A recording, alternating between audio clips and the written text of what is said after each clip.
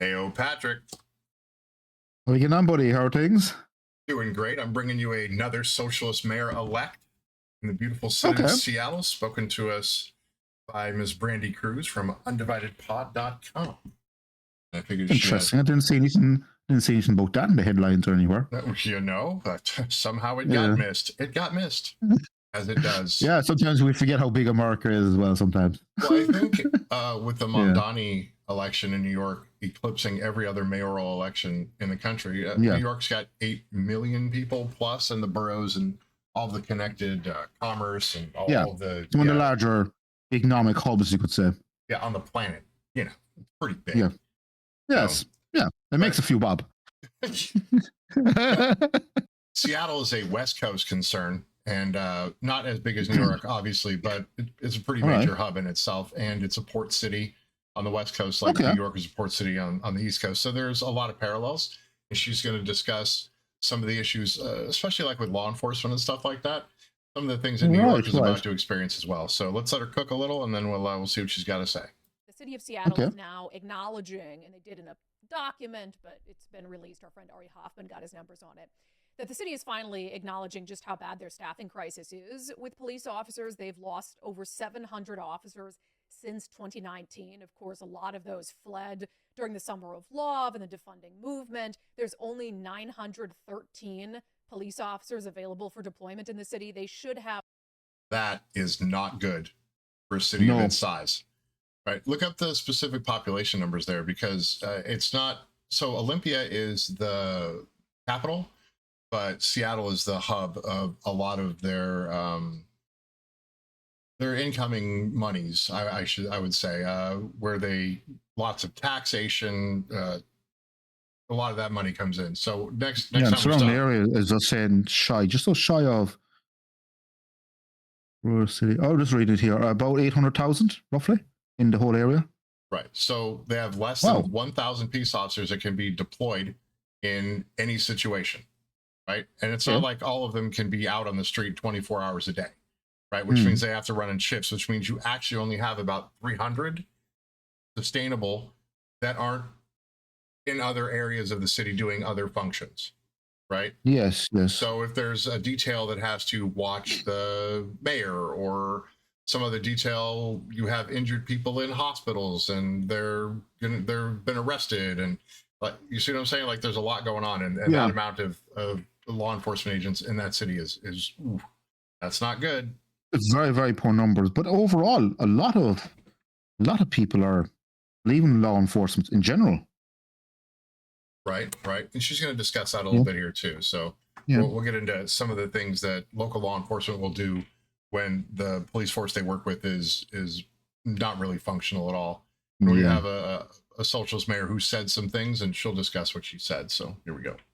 Probably closer to 1,500. This is the lowest number of in-service officers since 1991. And of course, the city has grown exponentially since 1991, but we still have the same number of officers. So the question is all of that about to get even worse? The city just elected a socialist mayor, Katie Wilson, and not only is she a socialist, she's a police abolitionist. She's on the record a couple years ago saying we had to have a future without the Seattle Police Department. So I'm sorry, if I'm a cop in Seattle, I'm already dealing with a crappy political environment. Why am I going to work for a socialist? There's all these agencies around the state that are offering massive lateral bonuses. You can get like. So yeah, if you are a certified or a post-certified peace officer in the United States, you can go from department to department within the state, right?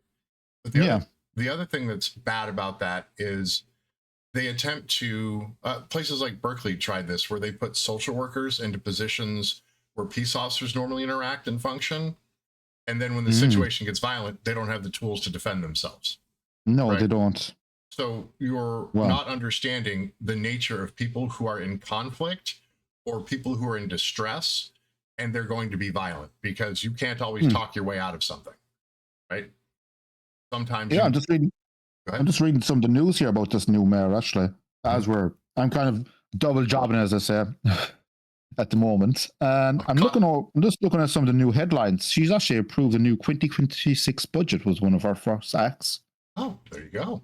So she's increased the budget from 228.5 million up to 349.5 million. Where's she going to get the money for that?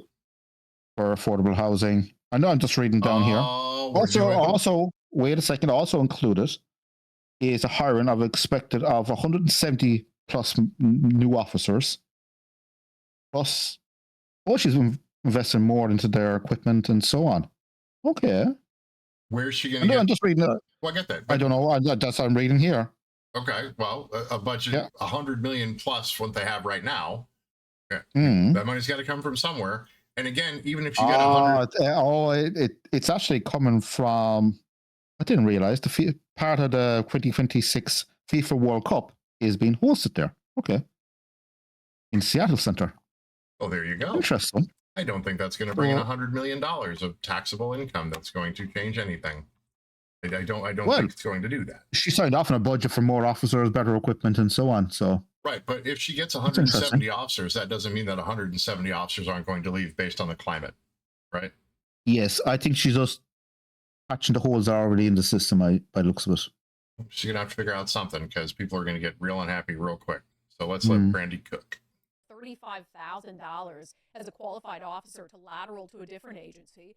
So the question is, are we about to see our public safety crisis get even worse? We asked Mike Solan, president of the Seattle Police Officers Guild, to join us on the show today to talk about it.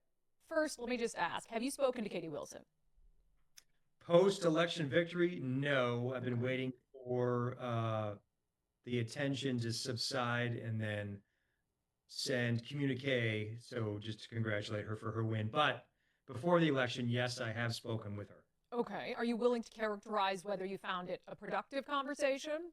Oh, yeah. Yeah, absolutely. I mean, my role as the SPOG president is, regardless of political affiliations or whatever, I have to play the game, if you will, not trying to be flippant, but that's what it is. And I have to have relations, with either candidate to make sure that if they win, SPOG can get off to a reasonable footing before it goes more positive or before it goes negative. Yeah, I think people understand and appreciate the political nature of the job that you have to do, but at the same. So it's like union representatives for law enforcement agencies. They have to ensure that, they get, hey, this is what we need to get the job done. And a lot of times those political figures don't really enact the means for law enforcement to get the things done, right? Or they will accept contributions and then still not do the best they can, apparently, to meet the needs of law enforcement, right? I can understand she's trying to appease everyone, but where's she going to get the money first? She's relying on, I'm just reading more of the news stories, she's heavily reliant on extra money coming in from the World Cup and so on, and the visitors that come with that. But it's not addressing the big issue of law enforcement are leaving in droves because of wages and conditions I'm just reading here. Right. And when you make a budget that's 350 million versus the 220 million you had before, I don't think the following year she's going to say, okay, well, we don't have FIFA this year, so we'll reduce it back down. Yeah. Well, it's already locked in. They are part of the whole US hosting of FIFA World Cup. It is interesting to see that she thinks she's going to make 100-something million. It depends. If you get the visitors and so on, it is possible. But she's banking a lot on getting extra money from those tourists. Right. And then the next year, you think she's going to, like I said, reduce it down to where it was before at 228 or 230 million. Or is she going to say, well, we got 349 last year. We're just going to run with that. Look, the breakdown, I'm just looking at the breakdown even of of income and so on in the city of Seattle here. And it's very much middle class down. It's very just normal, hard-working Americans, really. Yes, for the most part, living there. And I don't think she could squeeze much extra income out of them. Well, understand that corporate taxes are also going to be paying into that as well. And generally what happens when you get socialist type folks in, they say they're going to tax the rich. What they do instead is they tax corporations at all levels, from mom and pop up to the big boys. So, yeah, I think that's what she's hinting at here in this news article as well. It's the but same. Even then, you can't squeeze that much out of an economy that's already not performing that well. And Mom Donnie's going to have the same issue, right? Because people Mom Donnie's will just leave. Yeah, it's interesting to see Mondani. He's talking about a lot. Well, before he was elected, he was talking about lots of things. Now that he's elected, he's looking at the budget. I think he realizes constraints now. But it'll be interesting to see what he does next. As I say, give these guys 6 months to see where they go. It's going to be real just to see if they can actually come good in their promises. For the most part, most of these guys, 9 times out of 10, usually don't. Probably more than 9 out of 10. I think this lady will probably run. Most politicians are all like that, by the way. Let's not fool ourselves. But it will be interesting to see where this lady squeezes that extra money from. If the World Cup is not as popular as looks like it's not going to be. Good luck. Good luck, ma'am. Good luck. Tom, this is someone who not too long ago didn't just support police defunding. She supported police abolition. She said we need to move forward to a future without the Seattle Police Department. So how do you really work with someone who believes that your job and the jobs of your rank and file shouldn't exist? Yeah, I don't believe that's her current position. Convenient, of course. And I think some people that had that takeaway, I'm not speaking for them, but I think that is obviously misguided. Again, he's playing the game here. He has to. He cannot say that this person wants to abolish the police force of the city she's just become the mayor of. She literally cannot hold that position now, because if she does, then publicly, right? But the thing is, it's something you said 2 years ago. Might be something you still believe. No, it's something she said a few years ago through the Black Lives Matter. It was actually one of the articles here that I'm reading. She said it during the Black Lives Matter protests. And I think there was a lot of heated words said around that time period. Well, I understand, but now, but does she hold the same beliefs now? I don't know. I don't think so. Well, she can't. Not maintain the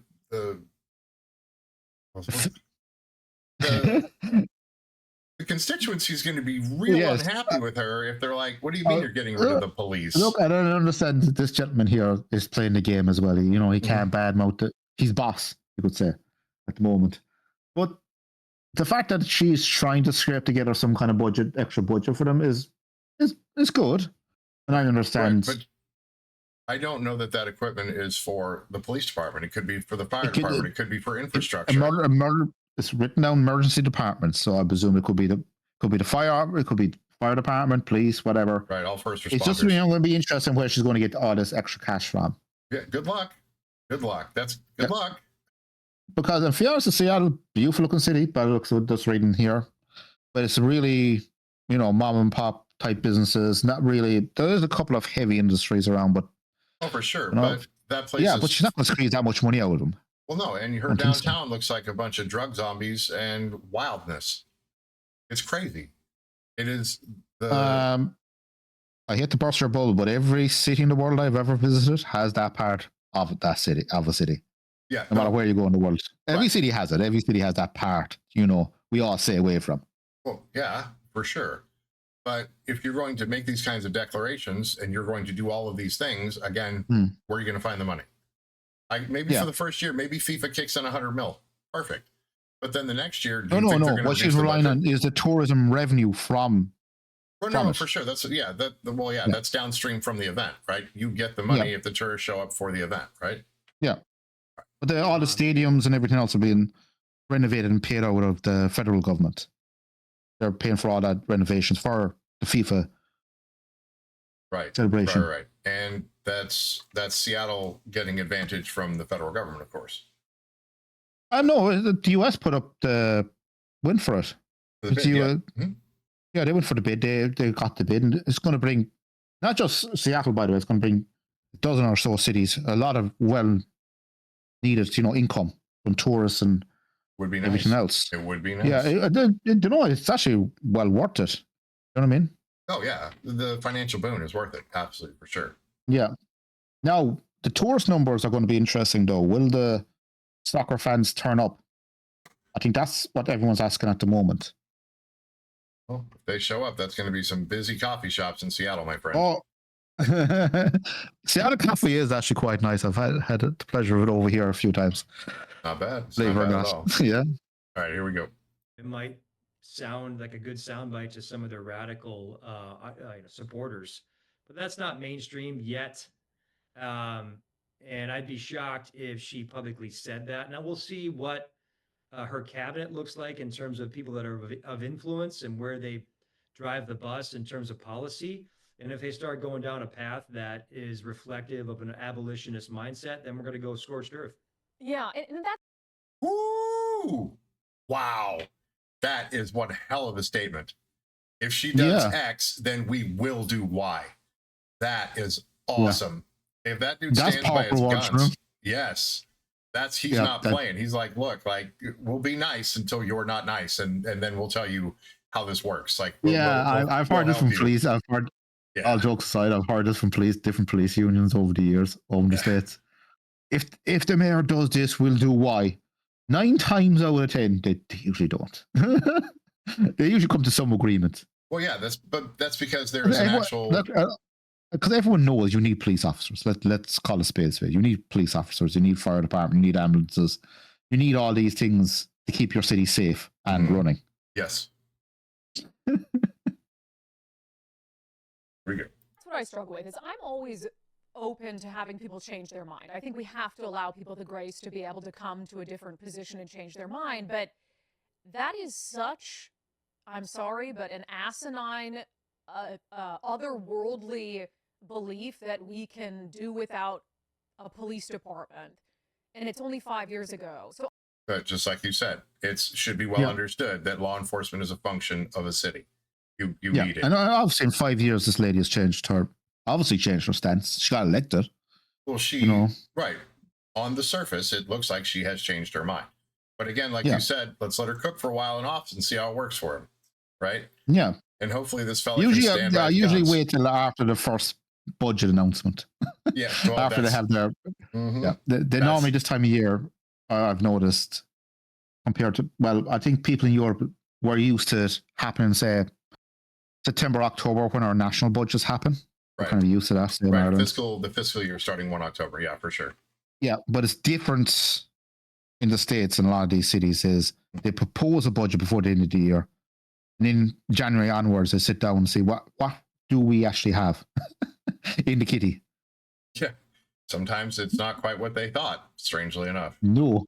Sometimes Santa doesn't bring them presents. Is that just, I'm coming, I have a new position just because I'm running for office. So how do you really tell whether she's come off of that position or was just doing it? Right. Check on the sincerity. How sincere is this thing that she has said, right?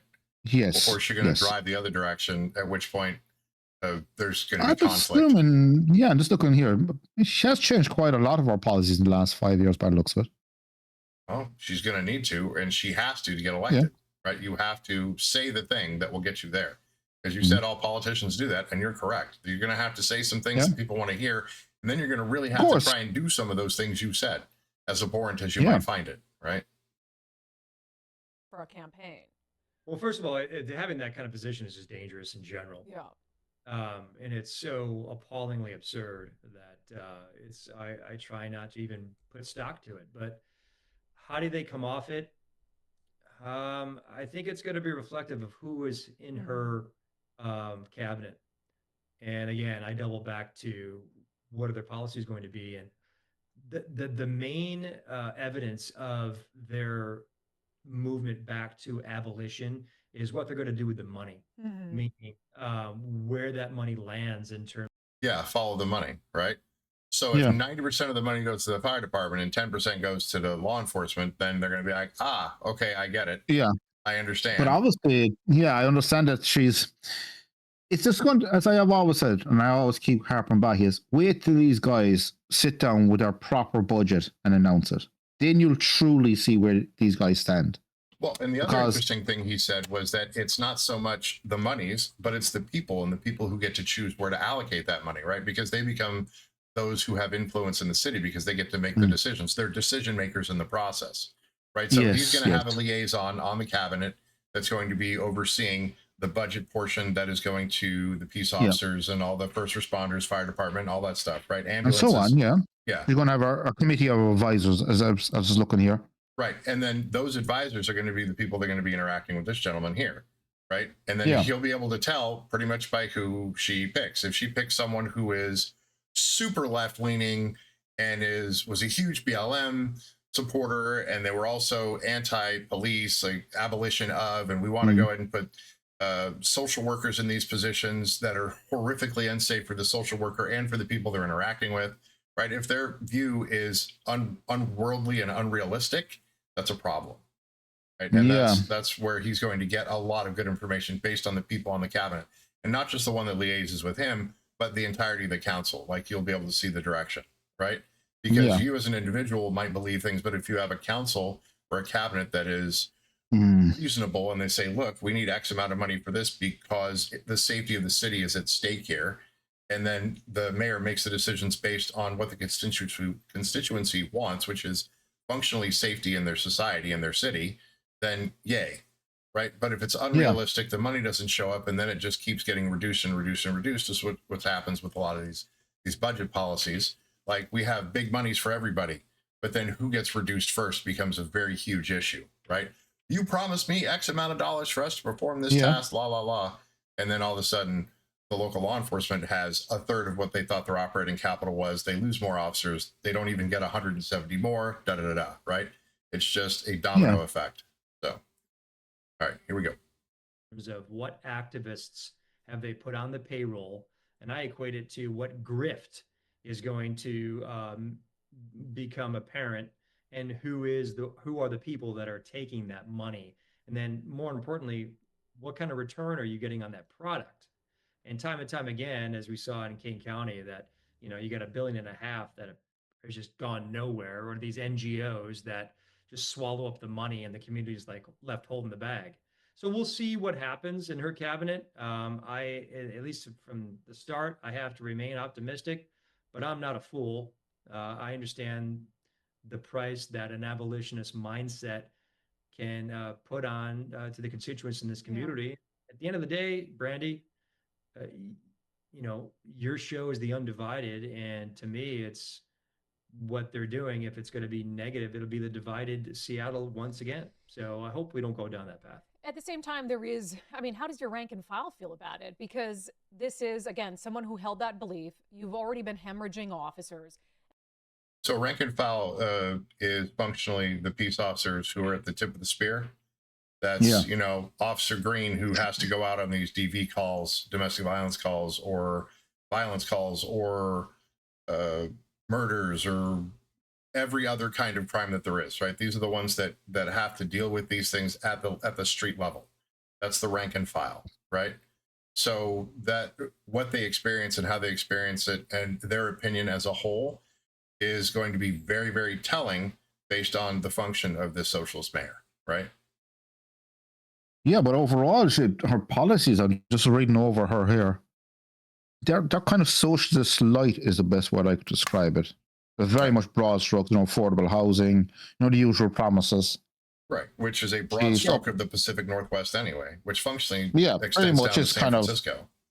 I just looking over the previous mayor they had, they had similar issue. It looks like every mayor they had in Seattle kind of promises the same things before they're elected. I'm not taking in light of Seattle's mayoral choices, but the last couple of years, all their mayors kind of promised the same things. And they missed, huh? Strangely enough. Yeah. Well, let's make a change to something further left. What? In fairness, now they've tried, Seattle has tried a couple of different leanings over the years. And all their mayors roughly kind of promise them all the same things, but right. But once they financially, Seattle doesn't have enough resources to follow through a lot of these policies. Nor does New York. No. And we're watching TheA&P on Impact Theory talking about what happens when you start handing out the free things, right? We get a problem with who hands out the free things, who gets the free things, who makes the free things to give to the people we don't know who are going to give them to we don't know people, right?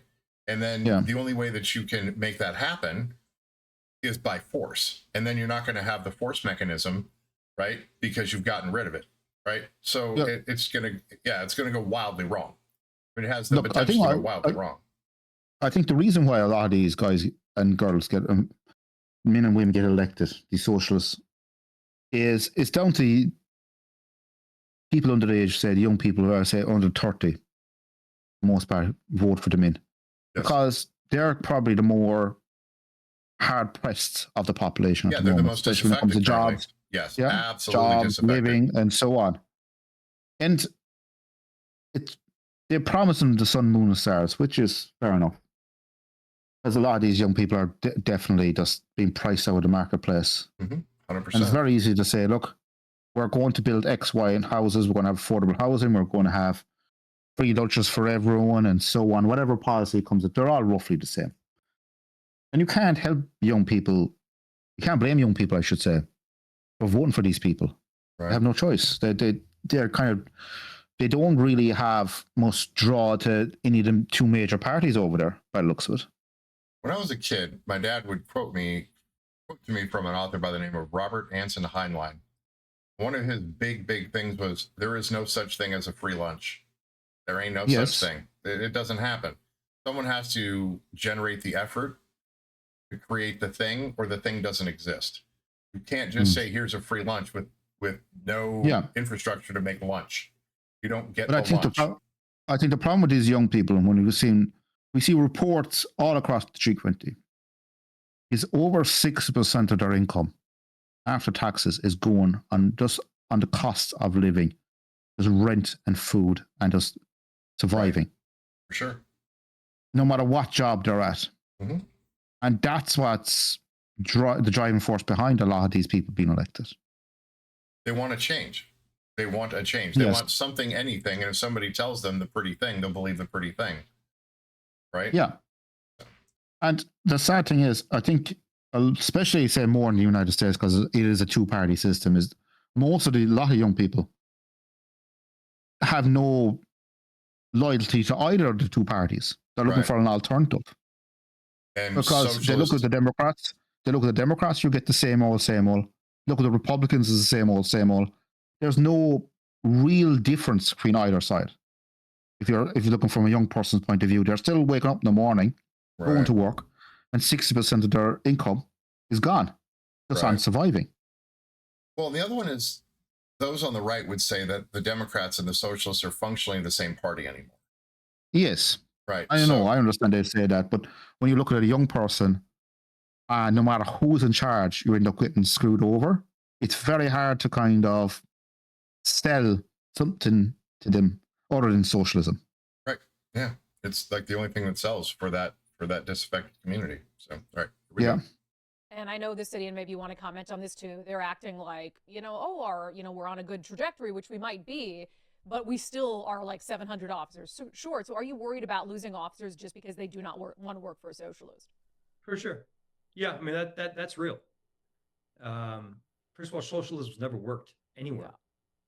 Yeah. And I think it's a feel-good emotional mindset where, who wouldn't want free money? But at some point, money is going to dry up. Mm-hmm. Then who is holding the bag? Well, it's going to be the community, and you're not going to have enough cops because there's not going to be enough money to entice cops to want to be here. Right now, Brandi, that's a beautiful city. Effective job at the bargaining table to try to prop up at least the appearance, the financial earnings of cops in this city and the benefits, but that's really the only thing that's left. And once you start drying up small businesses and then that tax base falls off, then, the big corporations are left and then they'll start leaving. And then it's just this march to decay. Yeah. And that's a big concern for the cops that are here. And we've got an aging police department. There's close to 200 cops that are eligible to retire right now. And you're looking at one. And some of the feedback I get. So of 931, 200, including this one, can immediately drop their retirement packet, right? So that puts you at 731. And then there's those are going to be close. And there's going to be those like, I'm post-certified. I can go anywhere, right? And some of them don't want to work for a socialist. They just don't. Because they put their nose to the grindstone, work their ass off and pay taxes. And then where do their taxes go? Does somebody... Go ahead. And what I was about to say there was, a lot of these officers are there because they love their city. Right. Oh, they love, they love where they work. They love their community, they love their city, they take their oath quite seriously. I presume this gentleman here could, as you said, hand in his papers in the morning and move to another job in some other part of the state or so on. Retire, if he wanted go out of state, for sure. Yeah, easily. And I think, as he said, over 200 officers are at that point right now. Yep. I think that's why she put in the budget, that little Right. Little line to give them all, shiny new toys and whatever else. Here's the other problem with that. So it's going to be captains, lieutenants, and parole lieutenants, patrol lieutenants, and people in these like experienced positions. And then if they go, then all that experience goes away and they don't have access to it. That's no transition, nothing. Just you're going to be putting people in jobs that don't have the appropriate amount of experience. And that's going to, again, put the public at risk, right? And they're already super low anyway. So, yeah. The bleak picture. People are really worried that we're going backwards to the 2020 catastrophe that it was. And I've seen firsthand some of those people that had the hands on the pulse of the defund movement. I've seen in and around the city hall buildings that, to me, cause great concern. I'm worried about, I've talked about on my show, and if you can feel free to disagree, I'm worried about the wokeification of police departments. Let me explain by what I mean by that. We had this sort of mentality in 2020, and then they set out to pursue and recruit based off that mentality. That's my position, is that they wanted people who, quote unquote, fit the communities they serve, but I really feel like they wanted people that fit an ideological makeup that they thought would be more progressive. Is the Seattle Police Department being wokeified through recruitment strategy? Well, you cannot brush aside the incessant drumbeat talking point of change the culture. And we've heard that since 2012, more so 2017 and beyond. You should have 940. The problem is the police departments change the culture. I am worried, Seattle specifically, of some people who would not necessarily have qualified to be police officers, say 10 years ago, are now are looking to become police officers and going through the background process. Yeah, it's a change in standards to ensure that those that you would like to get hired. It's functionally a DEI trick, right? If I lower the standards, then lots of people can get in, and then I don't necessarily have to take those who are more qualified. I can take those who need an ideological bent that I require, right? And then once you get into that position, then you start losing all kinds of function, right? Yeah, so we're actually having the same issue here with our own Gardaí. Because I was looking at some of their ads. Well, their ads are everywhere this time of year, for recruitment and so on, even during the summer. And that is coming into our police force as well. To the point where the standard of the police officer that you, or remember the Gardaí, I should say, calling to your door is not going to be great.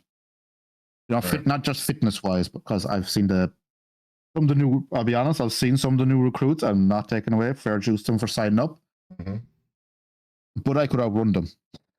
Oh, that's not great. That's not great. No, it's maybe our age group. No offense. Even yourself could outrun some of these guys. I'm a little older and a little slower, and there's no reason a young police officer should be able to not catch and surpass me in any way, really, right?